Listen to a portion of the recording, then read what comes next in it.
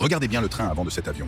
Lors du décollage, l'équipage a constaté que le train avant était coincé à un angle empêchant d'évaluer la situation avec précision.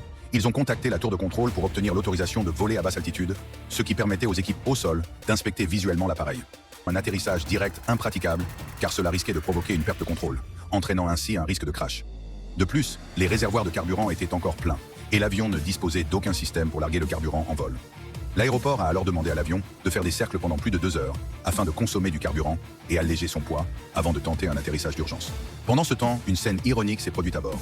Grâce aux écrans dans la cabine, les passagers suivaient en direct la couverture médiatique où des experts discutaient des scénarios de crash, comme s'ils étaient témoins de leur dernier moment.